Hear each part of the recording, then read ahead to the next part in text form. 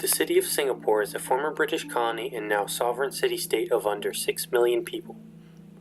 The city is located on an island in East Asia, south of China, and close to Indonesia. According to the World Bank's profile of Singapore, 50 years ago the city was confronted with severe unemployment, poor infrastructure, and a housing shortage. However, after a period of rapid industrialization, today Singapore is a beacon of modern urban development and is ranked as one of the most competitive economies in the world, with consistently high GDP growth. Singapore is an advanced nation across a variety of indicators. For example, according to the statistics from the Singaporean government, its population is highly educated, it has an extremely low infant mortality rate, crime is low, and job growth and employment are high. Ethnically, most Singaporeans are Chinese, with Malays and Indians being the next largest ethnic groups. Despite its history of rapid industrialization, Singapore boasts a robust history of environmentalism and sustainability efforts. 50 years ago, when the city was in poor economic straits and undergoing the start of their rapid industrialization, then Prime Minister Xunning Liu said, "A blighted urban jungle of concrete destroys the human spirit."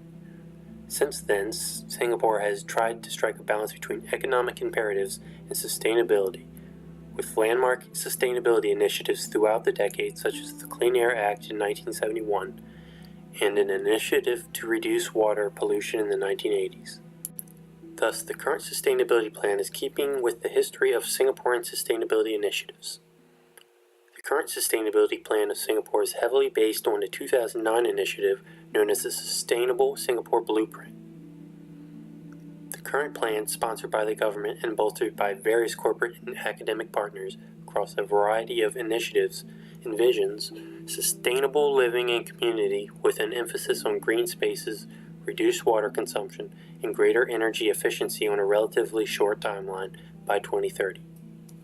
The plan also seems to have broad buy-in with the government, surveying multiple stakeholders and citizens on the plans. According to the plan, more than 130,000 people visited and participated in various exhibitions and consultations over the past few years, relating to the plan and sustainability. Several initiatives with many diverse stakeholders are mentioned in the plan. For example, while the government is pursuing its own initiatives, such as increasing cycling routes and increased use of electric vehicles, it also has partnerships with business and citizen groups. An example of this is their water efficiency management plans, a series of rules and plans for companies in Singapore in order to improve their water efficiency. This plan was initially voluntary before becoming mandatory. This shows the Singaporean strategy of policy outreach to potential stakeholders before enacting mandatory legislation. Singapore has also made similar overtures to small businesses by enacting things like the Energy Initiative for small and medium-sized businesses.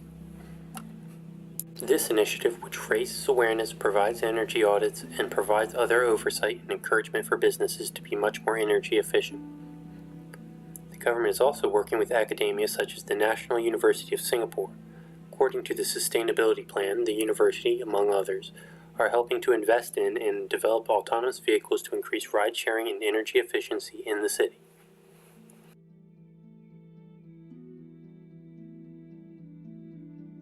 Singapore has been applying technologies to social life to increase the sustainability of the society.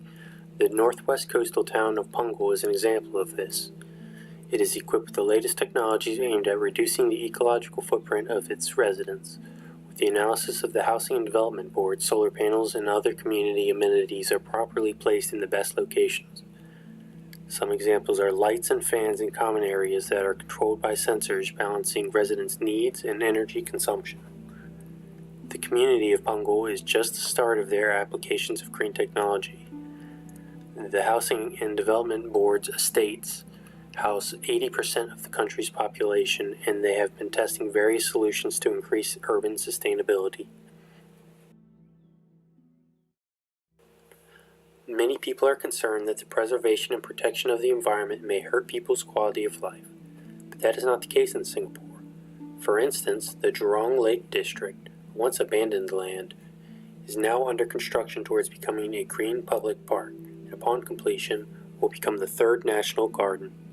facilitated with the latest scientific technologies, the Jurong Lake Garden will be a unique green park that has green facilities and rich biodiversity. This park will give Singapore's residents a place to spend their leisure time as well as break up the monotony of typical urban living.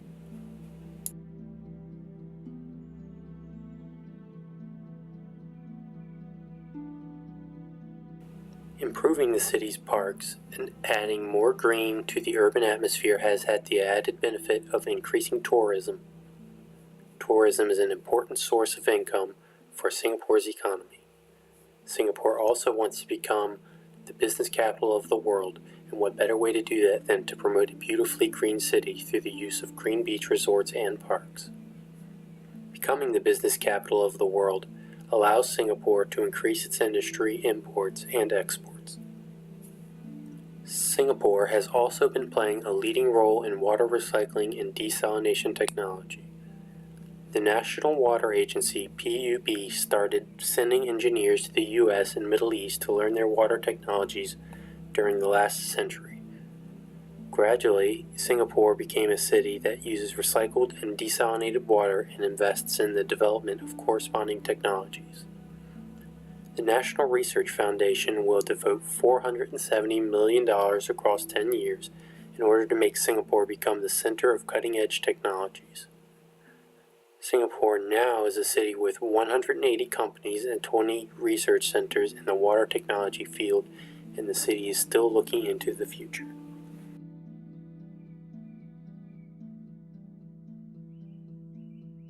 Singapore is consistently listed as one of the world's most sustainable cities in economic, environmental, scientific, and pop cultural publications. As an island nation with few natural resources, Singapore has had to adapt with innovative technological advances, successful social movements, and imaginative urban planning. A significant portion of Singapore's Sustainable Development Plan is dedicated to developing a green economy. Singapore will increase funding for green buildings by $52 million over the next decade.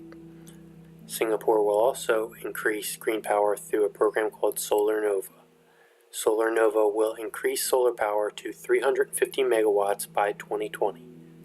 The plan also includes increasing the number of quality green jobs by 60,000 in the next 10 years. The city will also include initiatives that will encourage business in Singapore to adopt best-in-class sustainability practices. Singapore is focused on creating a car-light city to reduce carbon emission and promote a healthier lifestyle for residents. They are increasing the efficiency of public transportation, expanding electric car sharing programs, and working towards driverless car services. The Car-Light City initiative includes a 700-kilometer cycling network and more than 200 kilometers of sheltered walk. The Car-Light includes new housing developments that are 8 to 10 minutes walking distance from the train stations. In addition to carbon reduction, Singapore is focused on developing environmentally conscious citizens. According to the Sustainability Plan, the NEA is planning on promoting food waste and e-waste disposal through initiatives. Singaporeans will also start the litter-free Bright Spots program as part of their larger Keep Singapore Clean movement that rewards environmental stewardship. To improve businesses' environmental impact, Singapore will encourage voluntary programs that will decrease waste-produced water usage and energy consumption.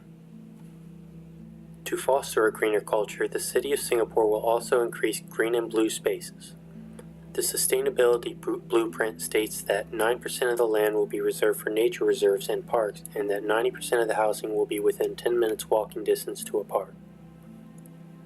Singapore will also add 180 kilometers of greenways, which will enhance ecological connectivity.